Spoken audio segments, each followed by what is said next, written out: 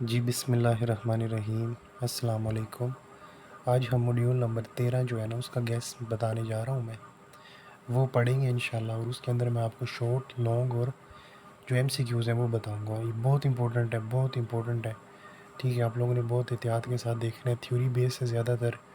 और कम से कम जो है ना इसमें से आप लोगों को 8 से 9 नंबर का पेपर आएगा। ठीक है, तो इसको ना बेसिकली आप लोगों ने एमसीक्यूज़ और शॉर्ट और लॉन्ग वाइज हर तरह से तैयार करना है। सबसे पहले तो इसके अंदर देख लेते हैं कि डिविडेंड जो है ना वो है क्या। इसके अंदर कुछ पॉलिसी भी पढ़ेंगे हम। ठीक है, 4 पॉलिसी हैं। ठीक है, 2 जो है रेलेवेंस और 2 इररेलेवेंस है। अब जो इररेलेवेंस थ्योरी होंगी वो जो होंगी वो इसकी सपोर्ट नहीं करेंगी कि डिविडेंड दो या ना दो, कंपनी की वैल्यू ऑफ द फर्म पे कोई असर नहीं पड़ता। और जो रेलेवेंट थ्योरी है वो ये कहती है कि डिविडेंड देना चाहिए, या यूँ कह लो कि जो उसके शेयर होल्डर होते हैं ना वो डिविडेंड लेने के हक़ में होते हैं। तो सबसे पहले तो कॉन्सेप्ट पता होना चाहिए डिविडेंड होता क्या है। जब आप शेयर इशू करते हो ना तो उसकी रिटर्न जो आप देते हो ना अपने शेयर होल्डर को, वो आपका रिटर्न डिविडेंड कहलाता है। तो इससे मुराद क्या होती है पता होना चाहिए। ये सारी चीज़ें बुलेट पॉइंट में जो लगी हुई है ना ये आपको मरूजी आएगी कि डिविडेंड दरअसल शेयर होल्डर के दरमियान प्रॉफिट की तकसीम को कहते हैं। ठीक है, और ये रिटेन अर्निंग में से पे किया जाता है। 2 तरह की होती हैं चीज़ें। एक होती है रिटेन अर्निंग, यानी प्रॉफिट में से वो हिस्सा जो आपने डिविडेंड के तौर पे नहीं किया, आप उसको कंपनी में रख के उसको दोबारा इन्वेस्ट कर लेते हो और उससे काफ़ी और ज़्यादा प्रॉफिट अर्न करते हो। तो इस चीज़ को जो है वो रिटेन अर्निंग कहा जाता है। उसके बाद एनुअल डिविडेंड होता है जो सालाना बेस पे दिया जाता है, और इंटरिम डिविडेंड सालाना बेस पे नहीं दिया जाता, वो 2 महीने, 3 महीने, 4 महीने, 6 महीने, इस तरह मतलब मुख्तलिफ दौरानियों में दिया जाता है।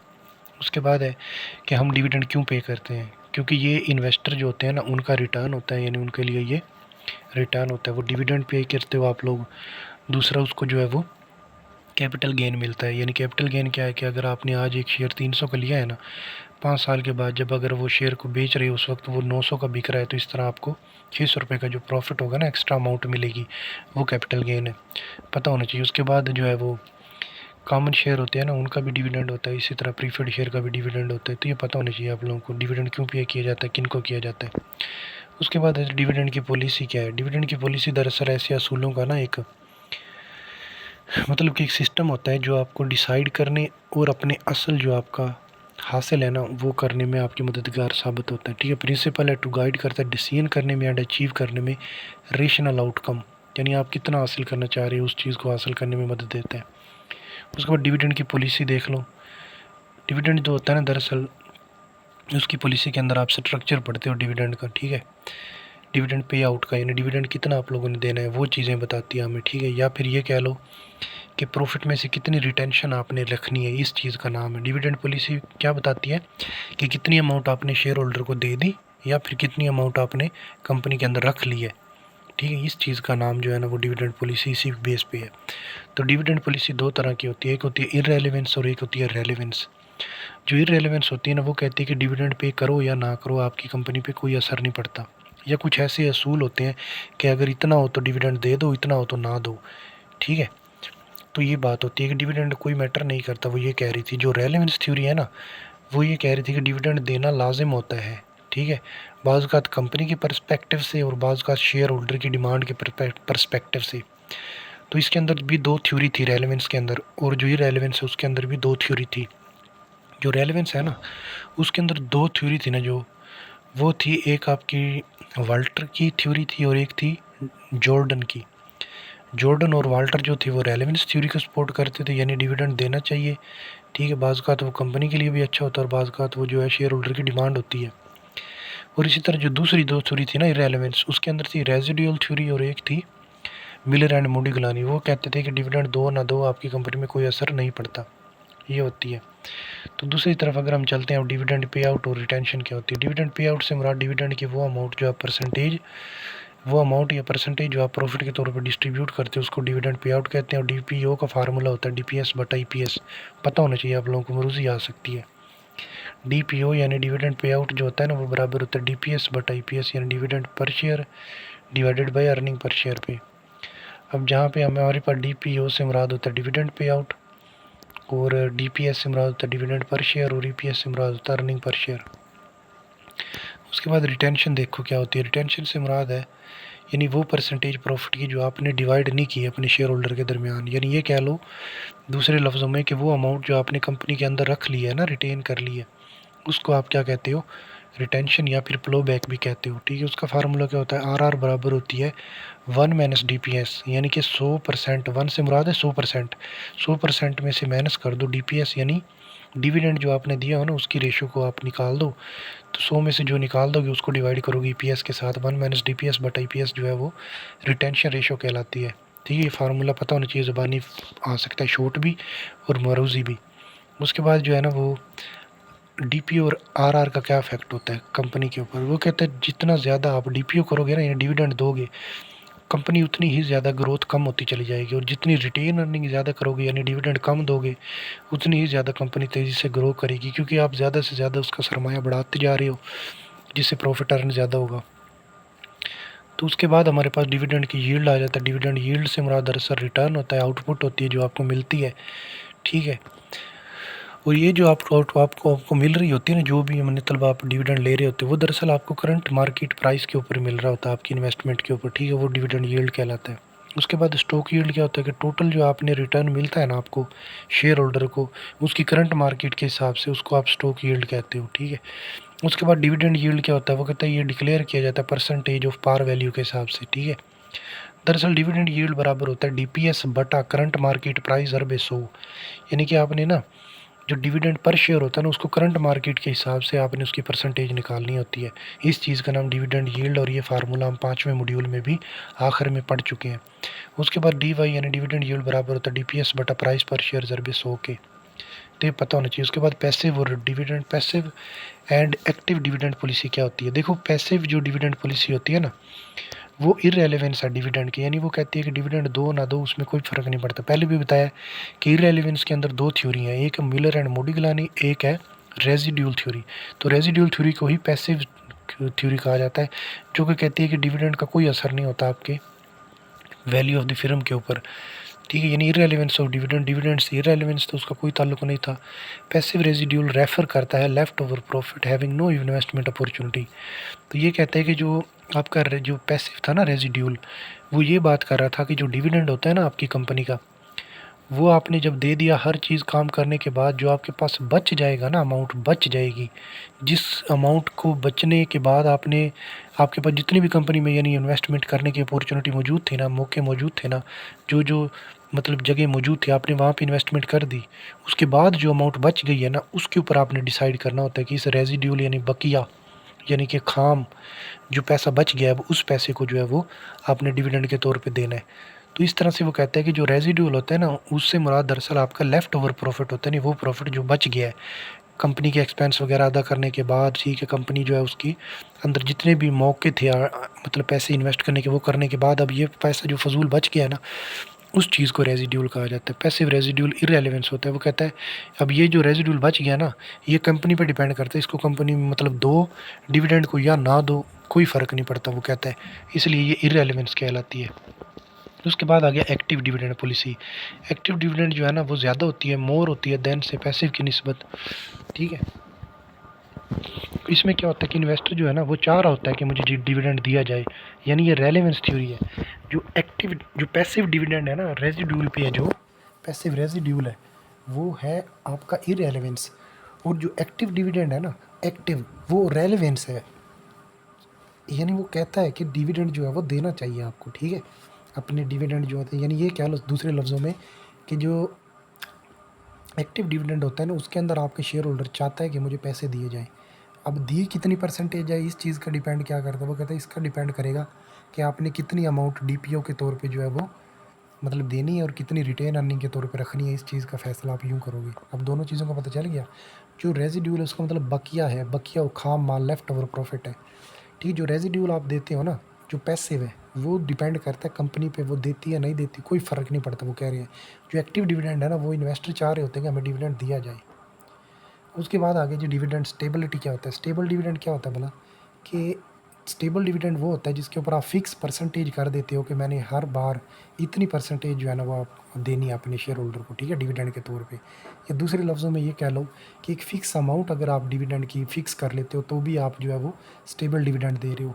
या तीसरे लफ्ज़ों में यूँ कह लो कि स्टेबिलिटी डिपेंड करती है आपकी करंट और अक्यूमुलेटेड प्रॉफिट के ऊपर कि आपने जो है वो अब डिविडेंड देना है, या तो आप उसमें से दोगे जो अब आपने अर्न किया है, या जो पहले आप अक्यूमुलेट करते आ रहे हो, इकट्ठा हुए जा रहा है आपका प्रॉफिट, उसमें से आप दे दो तो वो भी जो है वो दिया जा सकता है। 2 तरह से, या परसेंटेज को फिक्स कर लो तो भी स्टेबल डिविडेंड हो सकता है, ठीक है, या फिर वो आप फिक्स अमाउंट जो है उसको कर लो। अब देखो एक बात और ज़हन में आती है कि परसेंटेज फिक्स अगर होगी, यानी 10% देना है डिविडेंड, तो 1 लाख के ऊपर 10% कोई और अमाउंट बनेगी, 100 पे कुछ और बनेगी, तो इस तरह तो फिर वो चेंज होता रहेगा ना।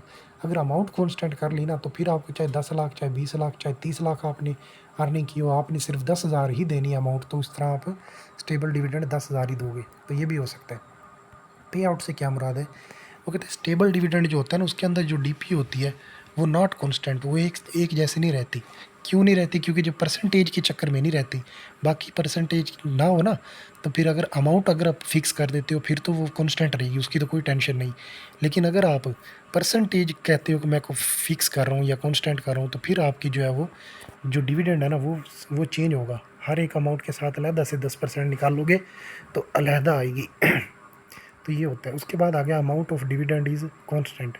अब जो डिविडेंड की अमाउंट है ना, वो बाज़ औक़ात जो है ना वो कांस्टेंट हो, तो वो भी आपकी डिविडेंड को कांस्टेंट रखेगी। हाँ, अमाउंट की सूरत में डिविडेंड कांस्टेंट रह सकता है, ये बात सही है। उसके बाद जो है वो अब हम आगे आगे देखते हैं कि इन लॉन्ग टर्म डीपीओ में बी द सेम।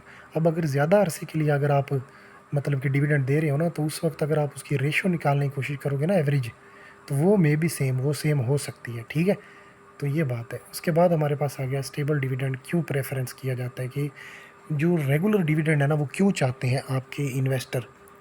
वो इसलिए चाहते हैं कि शेयर होल्डर होते हैं ना, वो कहते हैं कि हमें प्रीफेयर करते हैं कि वो फिक्स डिविडेंड ओवर टाइम वक्त के साथ मिलता रहे, क्योंकि वो रेगुलर सोर्स ऑफ इनकम चाहते हैं कि हमें जो है ना एक सरमाए का जो रेगुलर सोर्स है ना, ज़रिया, वो हमारे पास बना रहे। इसलिए वो चाहते हैं कि हमें रेगुलर डिविडेंड या स्टेबल डिविडेंड जो है वो दिया जाए। दूसरे नंबर पे सर्टेनिटी, यानी फ्यूचर जो है ना वो अनसर्टेन है, रिस्क है उसके अंदर। तो उनका ये भी नज़रिया होता है कि आज की चीज़ हम आज ही ले लें, हम ये ना करें कि कंपनी को कह दें कि तू रिटेन कर ले और प्रॉफिट बढ़ाती चली जा। वो कहता है भाई फ्यूचर किसने देखा, समझ आ रही है, तो हम तो रिस्क नहीं ले सकते, इसलिए वो कहते हैं आज का डिविडेंड हमें आज ही दे दो। इसलिए भी वो रेगुलरली जो डिविडेंड उसकी डिमांड करते हैं, तो सर्टेनिटी जो है ना वो पाई जाती है। उसके बाद इंफॉर्मेशन कंटेंट, यानी इमेज ऑफ दी कंपनी, यानी अगर आप डिविडेंड देते हो तो उससे क्या होता है कि कंपनी का अच्छा इमेज जो है ना वो जाता है, ठीक है। उसके बाद है जी इंस्टीट्यूशनल प्रेफरेंसेस, यानी डिविडेंड इसलिए भी आप स्टेबल डिविडेंड जो है वो प्रेफरेंस किया जाता है कि कुछ जो है ना वो फाइनेंशियल इंस्टीट्यूशन होते हैं, जो बैंक वगैरह से आपने लोन या डेट लिया होता है, वो ये कह रहे होते हैं कि डिविडेंड दो आप, ठीक है ना। तो वो कहते हैं कि इतनी आप अर्निंग ना करते जाओ कि हमारा जो है वो मतलब आपके शेयर होल्डर छोड़ के चले जाएं और फिर जो है वो आप डेट की अमाउंट बढ़ा के बैठे हैं, और इस तरह से कंपनी रिस्की हो जाती है। तो वो रिस्क को कम करने के लिए इंस्टीट्यूशनल भी ये प्रेफरेंस करते हैं कि डिविडेंड वगैरह या इंटरेस्ट वगैरह हमें रेगुलर दिया जाए।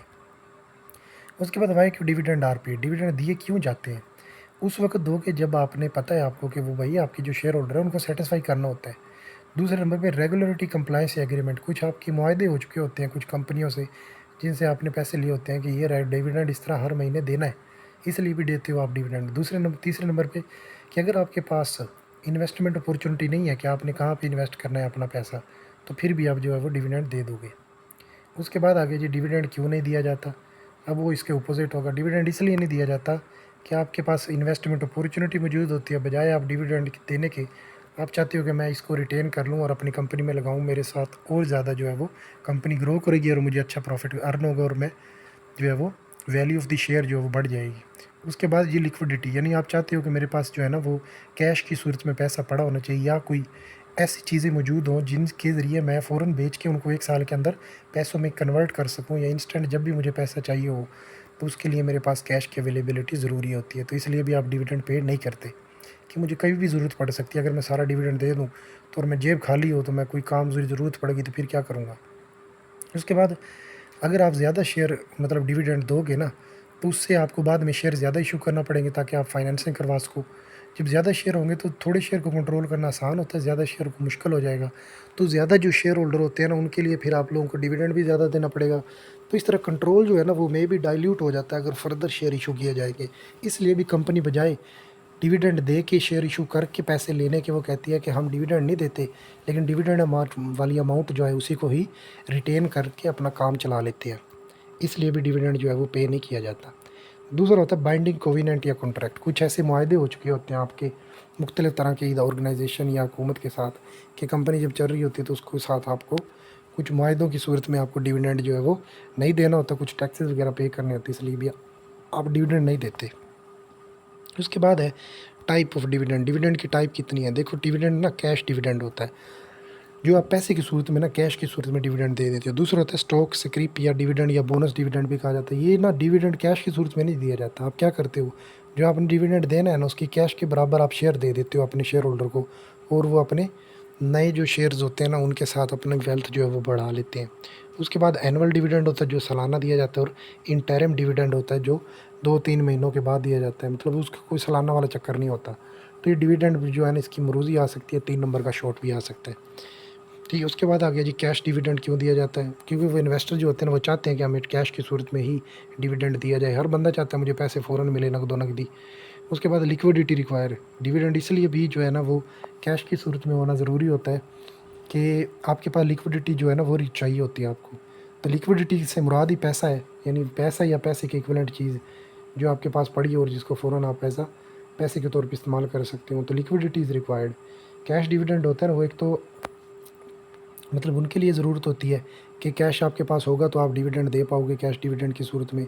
दूसरा, आपके पास लिक्विडिटी उसी वक्त होगी जब कैश मौजूद होगा। तो उसके बाद मे लीड टू बोरो। अगर आपने अब जो है वो मतलब कैश डिविडेंड देना है, तो कैश डिविडेंड देने की सूरत में बाज़ औक़ात पैसा नहीं होगा तो आपको बाज़ औक़ात बोरो करना पड़ जाएगा, पैसा बाहर से लेके आना पड़ेगा। तो इस तरह से कैश डिविडेंड की सूरत में आपको जो है वो बोरो भी करना पड़ सकता है अमाउंट। उसके बाद reduce market price of the stock. जब आप डिविडेंड देते हो ना तो फिर आप जो है वो कैश की सूरत में देते हो, तब आपको कुछ कैश चाहिए होता है कंपनी में, ठीक है, लिक्विडिटी चाहिए होती है। तो उसके लिए फिर आप और शेयर जो है ना वो इशू करोगे जो कि कम प्राइस पे होंगे, या अपने शेयर की प्राइस कम कर दोगे जिसकी वजह से लोग उसको खरीदेंगे और आपके पास पैसा आना शुरू हो जाएगा। तो reduce market price of the stock. Cash dividend देने से रिड्यूस हो जाती है मार्केट प्राइस स्टॉक की। उसके बाद स्टॉक डिविडेंड या बोनस डिविडेंड वही है जो कैश तो नहीं देते आप, लेकिन कैश के इक्वल आप उनको शेयर इशू कर देते हो। Payment of company share as dividend. Dividend के तौर पे कंपनी जो है अपने जो है वो डिविडेंड की पेमेंट कर देती है। उसके बाद है जो आपकी इशू कैपिटल होता है ना वो बढ़ जाता है। अब ज़ाहिर है पहले एक शेयर था, ठीक है, जब 3 शेयर होंगे तो आपका जो मतलब जो कैपिटल है ना आपका सरमाया है वो बढ़ जाएगा। तो ये मतलब डिविडेंड या जो स्टॉक डिविडेंड है ना वो देने से आपके कैपिटल जो है ना उसका क्या हो जाता है, इंक्रीज़ हो जाता है, ठीक है, इशू कैपिटल बढ़ जाता है। तो ये पता होना चाहिए आप लोगों को, मरूज़ी आती होती है, बड़ी इंपॉर्टेंट है सारे पॉइंट। तो परसेंटेज जो होल्डिंग होती है वो चेंज नहीं होती, यानी कि जो डिविडेंड आप उसको मिलना है ना बंदे को, वो अगर पहले एक शेयर के ऊपर 5 रुपये मिल रहा था ना, अब बाकी शेयर जब खरीदेगा ना ये उसको कंपनी इशू करेगी, वो भी उसी रेट पे मिलेंगे जो उसको पहले मिल रहा है। तो परसेंटेज चेंज होल्डिंग नहीं होती, ठीक है।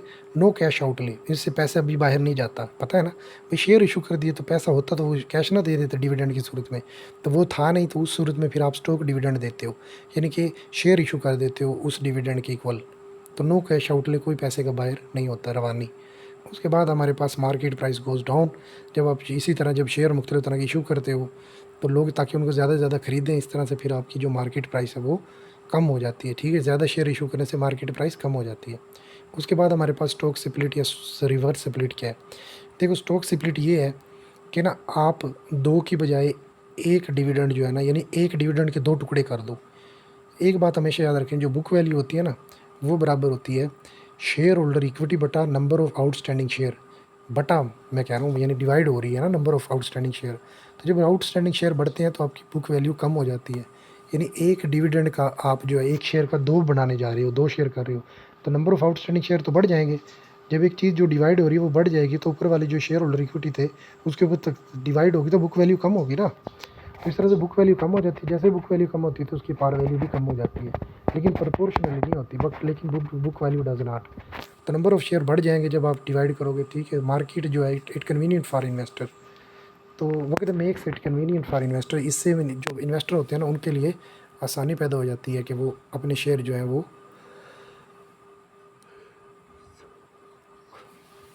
क्या कर सकते हैं, फिर अपने पास मतलब जो रखे होते हैं उसके लिए आसानी होती है। यानी एक शेयर की प्राइस पहले 10 थी ना, अब 2 शेयर है ना, एक जब 2 कर दोगे ना एक की, तो उसका मतलब एक शेयर की प्राइस 5 हो जाएगी। तो इस तरह ख़रीदना आसान हो जाते हैं। तो इस तरह makes it convenient for investor के लिए आसानी पैदा हो जाती है।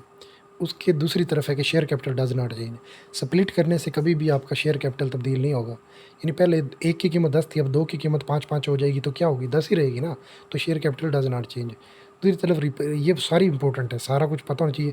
5 नंबर का आ सकता है मरूज़ी, कंपेयर दीज टू, के स्प्लिट और रिवर्स को कंपेयर करो। समझ आ रही है? या उनको बयान करो, या टेबल आ सकता है कि ये बताओ खसूसियत है या नहीं है स्प्लिट की, रिवर्स की कौन सी है। तो दूसरी तरफ आ गया रिवर्स। रिवर्स उल्टा है बिल्कुल उसके, रिवर्स के, ठीक है। ये जो स्प्लिट का उल्टा है, उल्टा है।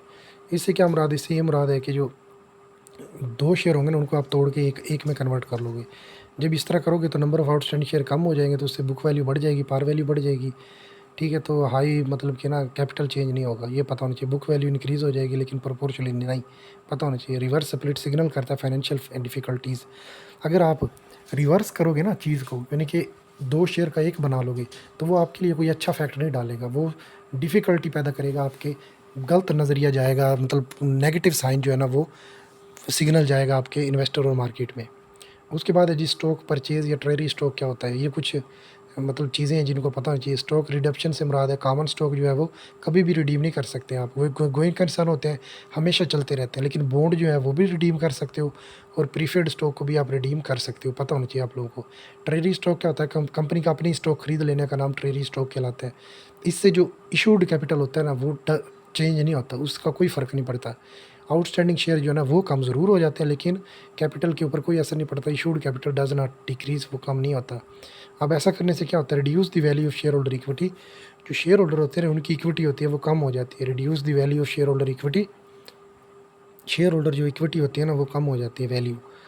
कैसे कम हो जाती है भाई? ये देखते हैं। देखो, पहले जो आपके 5 मतलब 20 मतलब मार्केट के अंदर पड़े थे, ठीक है, शेयर होल्डर, ठीक है। अब उनके रिड्यूस कर देंगे जब उनके स्टॉक को आप, तो उससे तादाद कम हो जाएगी ना, तो शेयर होल्डर इक्विटी की वैल्यू कम हो जाएगी, ये बात है। तो बुक वैल्यू बराबर होता है शेयर होल्डर इक्विटी बटा नंबर ऑफ आउटस्टैंडिंग शेयर। पूरी की पूरी जो बुक वैल्यू जो है ना उसकी कम तादाद, कम वैल्यू हो रही है, बढ़ रही है, कम हो रही है, क्या हो रहा था, वो सारा का सारा इसी पे डिपेंड करे कि नंबर ऑफ आउटस्टैंडिंग शेयर मैं बता रहा था वो चेंज होते हैं, तो वो डिवाइड हो रहा होता है इसके ऊपर। शेयर होल्डर इक्विटी पे जब नीचे वाली चीज़ बड़ी डिवाइड होगी तो बीवी कम हो जाती है, बुक वैल्यू। तो वाई क्यों ट्रेड स्टॉक क्यों किया जाता है? जब कंपनी जो है ना वो अपने शेयर होल्डर जो बच जाते हैं ना उनके, उसके अगर इनको ज़्यादा डिविडेंड देना चाह रही होती है तो वो कुछ डिविडेंड के तौर पे जो अपना वो ट्रेजरी स्टॉक होता है ना उसको खरीद के रख लेती है, ताकि आपके आउटस्टैंडिंग शेयर होल्डर कम हो जाए। जब कम होंगे तो उनका डिविडेंड ज़्यादा देना पड़ेगा। पहले अगर 20 को देना पड़ रहा था तो आप 10 को दोगे, तो वही अमाउंट पहले 20 में तकसीम होनी थी, अब 10 में। तो डिस्ट्रीब्यूशन ऑफ फंड जो होती है ना वो अट्रैक्टिव करती है, मतलब there are no attractive investment. यानी उस वक्त आप ट्रेजरी स्टॉक को खरीदते हो जब आपके पास पैसे मौजूद हों और आपकी कंपनी में लगाने के लिए इन्वेस्टमेंट अपॉर्चुनिटी मौजूद नहीं है, तो उस पैसे को फिर आप ट्रेजरी स्टॉक को खरीद के रख लेते हो और इस्तेमाल में ले लेते हो। उसके बाद मे भी पॉजिटिव सिग्नल इफेक्ट। अगर ट्रेजरी स्टॉक कोई कंपनी करती है ना तो उससे अच्छा पॉजिटिव सिग्नल जाता है, ठीक है। और ये परसेंटेज इंटरेस्ट जो होता है ना कंपनी का, उसके ऊपर इफेक्ट डालता है, ये पता होनी चाहिए। उसके बाद रिटेंशन और फ्लो बैक क्या होता है? रिटेंशन या प्रो ब्लैक से मुराद है कि वो पोर्शन प्रॉफिट का जो आपने डिविडेंड के तौर पे नहीं दिया, यानी आपने रिटेन कर ली ना। इंटरनल सोर्सेज ऑफ फाइनेंसिंग होते हैं प्रॉफिट से मुराद, और शेयर होल्डर जो है ना उसको रिटर्न मैक्सिमम मिलता है जब आप रिटेंशन करते हो, ठीक है। तो उसके बाय डिस्ट्रीब्यूटिंग या बाय रिटेनिंग करके आप जो है वो देखते हो, और ये रिटेंशन उसी वक्त होती है जब आपके पास इन्वेस्टमेंट अपॉर्चुनिटी मौजूद होती है। यानी कंपनी में यार मतलब मौका है ना, यानी कोई ना कोई चांस मौजूद है या कोई अपॉर्चुनिटी मौजूद है इन्वेस्टमेंट की, तभी करेगी ना वो, तो ये बात है। उसके बाद रिटेंशन रेशियो जो होती है ना वो कहता है प्रॉफिट रिटेन अर्निंग करने का नाम है, और ये पर शेयर के हिसाब से होती है, ठीक है, अर्निंग पर शेयर के हिसाब से। रिटेंशन रेशियो बराबर थी हमारे पास 1 माइनस DPS बटा EPS के बराबर थी, यही था ना। तो 1 minus dividend pay out ratio यानी DPO भी कह लो इसको आप, क्योंकि ये जो आगे वाला हिस्सा है ना 1 माइनस DPO बराबर DPS बटा EPS होता है। तो इसको आप RR को यूँ भी लिख सकते हो 1 माइनस DPO, या यूँ भी लिख सकते हो 1 माइनस DPS बटा EPS, क्योंकि DPO बराबर DPS बटा EPS होता है। तो ये पता होना चाहिए, इसका फार्मूला आ सकता है शॉर्ट में, ठीक है। उसके बाद इन्वेस्टमेंट अपॉर्चुनिटी क्या होती है? वाई क्यों इन्वेस्टमेंट क्यों की जाती है? क्योंकि भाई प्रॉफिट अर्न करना चाहते हो आप लोग, आप लोगों की तरजीह होती है मैक्सिमम प्रॉफिट हासिल करना, इसलिए आप इन्वेस्टमेंट करते हो। कंपनी को जो है वो डिसीजन लेने होते हैं कुछ ऐसे कि जिसके थ्रू वो जो अपना शेयर होल्डर है ना उनका जो रिटर्न है वो बढ़ा सके, इसलिए भी आप इन्वेस्टमेंट करते हो। उसके बाद इन्वेस्टमेंट अपॉर्चुनिटी क्या होती है? वो कहते हैं एक शेयर होल्डर को आप कितना दोगे प्रॉफिट, ये किस पे डिपेंड करता है? Does the company has opportunity, अगर कंपनी के पास अपॉर्चुनिटी मौजूद है, ठीक है, इन्वेस्टमेंट का मौका मौजूद है, उसको पता है कि मैं इन्वेस्टमेंट अपने पास अगर कर लेती हूँ डिविडेंड, तो फिर मेरे पास और ज़्यादा प्रॉफिट आएगा, मेरी कंपनी ग्रो करेगी, तो फिर तो कंपनी नहीं देगी। ठीक है, इन्वेस्टमेंट अपॉर्चुनिटी मौजूद हुई, अगर वो मौजूद ना हुई तो फिर जो क्या होगा उसके लिए मुश्किल हो जाएगा। ठीक है, फिर वो क्या करेगी, प्रेफर करेगी कि मैं डिविडेंड दे दूँ। आगे आ जाता है एक्सेस रिटर्न। क्या होता है एक्सेस रिटर्न? ये है कि अगर आप डिविडेंड ले लेते हो ना, आप अगर मार्केट में जाकर इन्वेस्ट करोगे वो अमाउंट, फिर तो आपको फॉर एग्जांपल 14% मिल रहा है, और अगर आप वही अमाउंट रिटेन करवा देते हो कंपनी के अंदर कि मैं नहीं लेता, आप कंपनी जो है उसके पास अच्छा अपॉर्चुनिटी मौजूद है तो वो खुद ही लगा ले, और कंपनी अगर उसको 19% दे सकती है ना प्रॉफिट, तो इसका मतलब है तो वो जो पेमेंट होगी ना वो उसको री इन्वेस्ट करवा लेगा प्रॉफिट को, और उससे उसको जो मिलेगा वो एक्सेस रिटर्न कहलाएगा।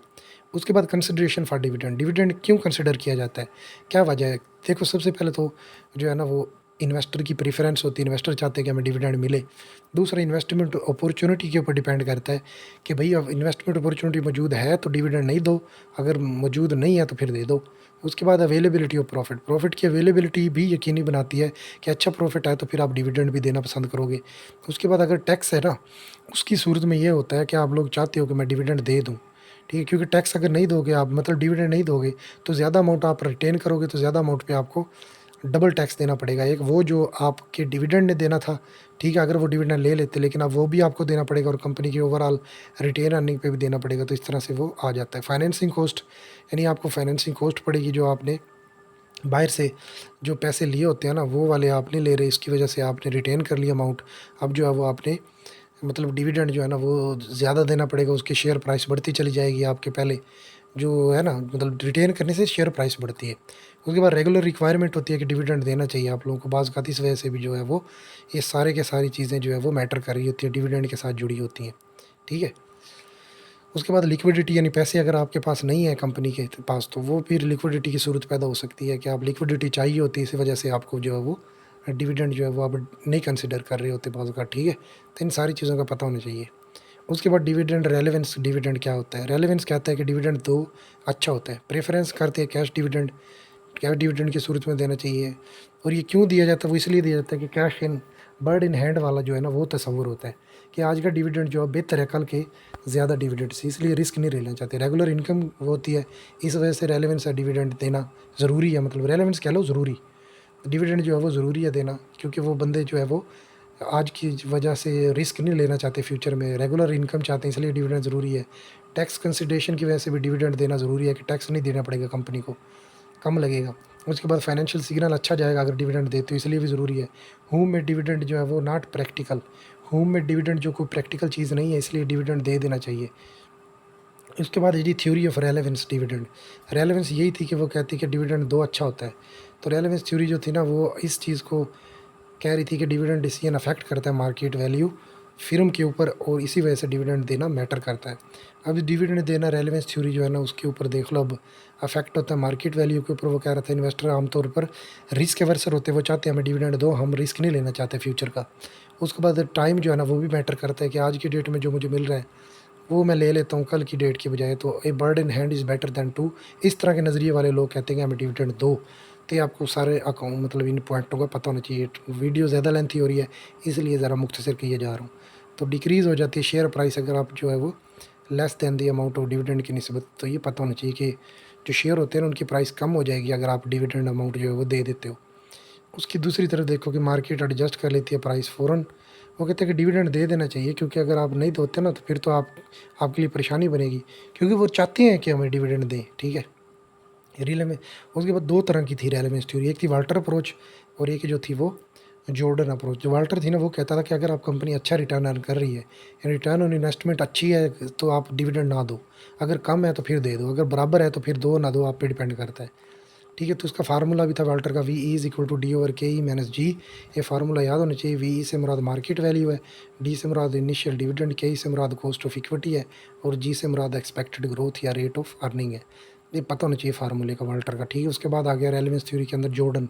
ये भी रेलेवेंस थी, यानी ये भी कह रहा था कि रिस्क अवर्सर होते हैं शेयर होल्डर, वो नहीं चाहते कि हम फ्यूचर में जाएँ और हमारा रिस्क जो है वो बढ़ जाए और हम जो है डिविडेंड से हाथ धो बैठें। वो कहते हैं आज का जो परिंदा है ना हाथ में, वो बेहतर है झाड़ी में बैठे हुए दो परिंदों से। ये बात है। तो इसके बाद जॉर्डन अप्रोच का पता होना चाहिए। रिवर जो आपके रिजॉल्व इन्वेस्टर अनसर्टेनिटी होती है भाई, वो फ्यूचर के ऊपर मतलब यकीन ही नहीं करते। इस वजह से जॉर्डन अप्रोच ये कहती थी। तो रिस्की होते हैं, वो कहते हैं आज जो हमें कम भी मिल रहा है ना, तो वही दे दो, हम आगे वाला जो है नहीं लेना चाहते। इसकी वजह से वो अपने फ्यूचर वाले जो डिविडेंड है ना, उसकी आज प्रेजेंट वैल्यू निकाल के वो ले लेते हैं। उसके बाद कुछ एग्जप्शन से जॉर्डन मॉडल के, वो क्या थे भला, वो कहते थे कि वैल्यू ऑफ द फिर्म जो है ना, वो नो एक्सटर्नल, यानी कि जो इक्विटी है ना फिर्म, उसके ऊपर डिपेंड करती है, ठीक है। उसके बाद वो कह रहा था नो एक्सटर्नल फाइनेंसिंग बट लेकिन रिटेन अर्निंग, आप कोई बाहर से पैसा नहीं लेके आते, लेकिन आप रिटेन अर्निंग करवाओगे सारी की सारी। उसके बाद इंटरनल रेट जो होता है ना फिर्म का, वो कॉन्स्टेंट रहेगा, ठीक है। Cost of capital remain the same रहेगी, कोई रिस्क नहीं है, आप कह रहे हो। गोइंग कंसर्न कंपनी हमेशा चलती रहेगी। रिटेंशन रेशो कॉन्स्टेंट रखोगे आप। कोऑपरेट टैक्सेस कोई नहीं एग्जिस्ट करते। सारे एजम्पशन का पता होना चाहिए आप लोगों को, ठीक है। ब्रूज आ सकती है। उसके बाद जो जॉर्डन का था ना इक्वेशन थी, उससे पहले आप ग्रोथ रेट पढ़ोगे कि ग्रोथ रेट क्या होती है। जी से मुराद आर ज़रब बी होता है, बी से मुराद रिटेंशन रेशो, और कॉस्ट ऑफ कैपिटल है आर, तो जी ग्रोथ रेट होती है, ठीक है। इसका फार्मूला आगे हम देखते हैं कि थ्योरी ऑफ रेलेवेंस थ्योरी में ना एक तस्वर डिविडेंड कैपिटलाइजेशन मॉडल का भी था। ये पता होना चाहिए आप लोगों को कि फ्यूचर वाले आने वाले जो आपके डिविडेंड है ना, उसकी आज प्रेजेंट वैल्यू मालूम करके वो ले लो, ये है बस। उसके बाद इसका फार्मूला क्या था, P is equal to E over 1-b, यानी ई से मुराद क्या था यहाँ पे आपकी, पी से मुराद प्राइस ऑफ द शेयर, ई से मुराद अर्निंग पर शेयर, बी से मुराद retention ratio, 1-b dividend pay out ratio, के कॉस्ट ऑफ कैपिटल या कैपिटलाइजेशन रेट, और बी आर से मुराद ग्रोथ रेट है। तो ये फार्मूला पता होना चाहिए, P is equal to E into 1-b बटा के-b, यहाँ पे बी आर हो जाएगा वहाँ पे जहाँ पे जी था पीछे। तो ये पता होना चाहिए। उसके बाद सिग्नलिंग थ्योरी हमें बताती है कि अगर आप डिविडेंड देते हो तो अच्छा सिग्नल जाएगा पॉजिटिव, नहीं देते हो तो नेगेटिव जाएगा, ये पता होना चाहिए आप लोगों को, ठीक है। बर्ड इन हैंड वाली थ्योरी यही कहती थी कि आज डिविडेंड ले लो, वो बेहतर है कल वाले की निस्बत। उसके बाद क्रिटिसिज्म हुई थी इसके ऊपर कि यार अगर आप डिविडेंड लेना चाह रहे हो और आप उसको दोबारा री इन्वेस्ट ही करना चाह रहे हो तो फिर ना लो ना। तो ये क्रिटिसिज्म हुआ था इसके ऊपर, ठीक है। और भी मतलब यार अगर आप भी पैसा लेके आपने भी तो इन्वेस्ट ही करना है, तो कंपनी को लगा रहने दो, कंपनी में रिटेन करने दो, तो ये बात है। दूसरे नंबर पे अगर आपने टैक्स जो है वो मिनिमाइजेशन और tax on dividend today reduce capital, यानी अगर आपने पैसे लिए तो आपको टैक्स भी देना पड़ेगा ना। तो third by using the dividend, अगर आप डिविडेंड ले रहे हो तो इसका मतलब है आप ऑपरेशनली बिहेव नहीं कर रहे, आपका मकसद प्रॉफिट कमाना नहीं है। तो डिविडेंड पैसिव रेजिड्यूल क्या होता है कि रेजिड्यूल थ्योरी ये कह रही थी कि जो कि इररेलेवेंस थी, वो कहती थी कि डिविडेंड नहीं दो। तो dividend paid by a firm is viewed by residual के तौर पे लिया जाता है कि अगर बच गया तो दे दो, ना बचा तो ना दो, वो कहते ज़रूरी नहीं है देना। The amount of remaining left over जो होती है ना, वो एक्सेप्टेबल होती है। अगर इन्वेस्टमेंट अपॉर्चुनिटी मौजूद है तो इन्वेस्ट कर लो, वरना दे दो, ये बात है। रेजिड्यूल इररेलेवेंस थ्योरी है ना, ये ज़रूरी नहीं है, वो कहता है डिविडेंड। तो स्टेज ऑफ डिविडेंड क्या होता है, सबसे पहले तो अगर आप रेजिड्यूल थ्योरी जब बच जाते हैं ना पैसे, सबसे पहले आप ऑप्टिमल लेवल देखते हो, कैपिटल एक्सपेंडिचर कितना होता है, ज़्यादा से ज़्यादा मुझे कितना मतलब एक्सपेंडिचर देना पड़ेगा, वो लेवल देख लो, उतनी अमाउंट रख लो। उसके बाद अपनी इक्विटी कितनी देनी है वो देख लो। अब ये देने के बाद री इन्वेस्ट कर लो प्रॉफिट, अगर आप अपनी तमाम तरह की जो ज़रूरियात है उनको पूरा कर चुके हो। तो अगर तो आपके पास पैसा बच जाता है तो सरप्लस कहलाएगा, अगर नहीं बचता तो रेजिड्यूल होगा। तो ये आपको पता होना चाहिए। उसके बाद ये रेजिड्यूल थ्योरी की जो फार्मूला था वो था डिविडेंड बराबर है नेट इनकम में से एडिशनल इक्विटी जो देनी है ना आपने डिविडेंड, वो निकाल दो। उसके बाद एग्जांपल यहाँ पे दी हुई है उसने, कुछ देख लो यहाँ पे कि इक्विटी बराबर है 120 ज़र 70% 84 मिलियन हो गया। उसमें से डिविडेंड बराबर net income minus additional equity होती है, तो वो 95 माइनस 84 करोगे तो 11 आ जाएगा। उसके बाद इररेलेवेंस थ्योरी के अंदर ना ये बताया गया था कि इररेलेवेंस होती है, वो कहती है कंपनी जो है ना, जो अर्न करती है ना, ग्रो करती है, वो दरअसल आपकी डिविडेंड के तब्दील करने से नहीं होती असर। वो कहता है अर्न और ग्रोथ डिटरमाइन करता है कि आपकी वैल्यू किधर जा रही है। आपकी वैल्यू फिर्म जो है वो आपकी ग्रोथ या अर्निंग पे डिपेंड करता है, नॉट ऑन डिविडेंड पेमेंट, ठीक है। इररेलेवेंस थ्योरी जो थी वो सपोर्ट नहीं कर रही थी डिविडेंड के लेने देने को, वो कह रही थी आप कमा कितने रहे हो इस चीज़ पे डिपेंड करता है। इररेलेवेंस थ्योरी के अंदर ये था कि कोई इंपैक्ट नहीं पड़ता आपकी डिविडेंड के ऊपर, स्टॉक प्राइस के ऊपर। Dividend on the stock price, dividend does not affect company growth के ऊपर, डिविडेंड का कोई असर नहीं होता। Cash dividend offset by the external financing, वो कहता है अगर आप डिविडेंड दे भी देते हो ना, तो आप दूसरी तरफ फाइनेंसिंग करवा के अपनी कंपनी के अंदर जो है वो और पैसा ले आओ, तो बात तो वही है। तो ये बात है। उसके बाद वो कहता है इररेलेवेंस थ्योरी जो कहती है कि वेल्थ ऑफ इन्वेस्टमेंट होती है ना, कोई इफेक्ट नहीं होता उसके ऊपर, non payment of dividend, dividend देने से आपकी वेल्थ ऑफ इन्वेस्टमेंट के ऊपर कोई मतलब असर नहीं पड़ता। दूसरी तरफ वो कह रहा है so the split of dividend and retain earning has no impact. इस तरह चाहे वो स्प्लिट करो या ना करो आप अपने शेयर को, उससे कोई डिविडेंड जो है वो उसके ऊपर असर नहीं पड़ता रिटेन अर्निंग पे।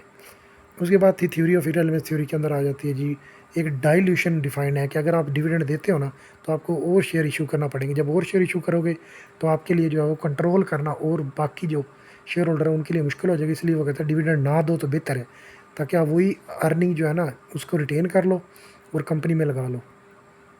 उसके बाद डाइल्यूशन डज नॉट अफेक्ट, इसके ऊपर मैं पूरी बड़ी डिटेल के साथ ना एक पीपीटी में और एक शॉर्ट हैंड रिटन नोट्स जो है ना उसके ऊपर मैं लेक्चर बना चुका हूँ, वो भी मेरी प्ले लिस्ट मौजूद है, वो देख सकते हो आप लोग।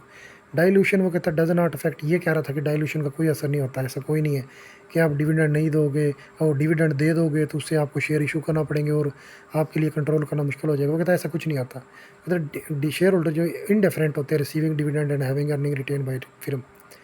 अब वो होम में डिविडेंड क्या था, होम में डिविडेंड ये कह रहा था कि आपको ना अगर तो कंपनी की तरफ से जो डिविडेंड मिला अगर वो कम है तो फिर आप क्या करो कि अपने शेयर को बेच के अपनी अमाउंट जो है ना उसको बराबर करो जितनी आपको चाहिए, और अगर आपको जो डिविडेंड मिला है वो काफ़ी ज़्यादा है तो उसमें से जितनी ज़रूरत है पैसे की वो रख लो, बाकी का शेयर ले लो, शेयर दोबारा से ले लो, आप अपना मर्ज़ी का जो है वो कहता है लेवर रख के आप अपना डिविडेंड की पॉलिसी बना सकते हो।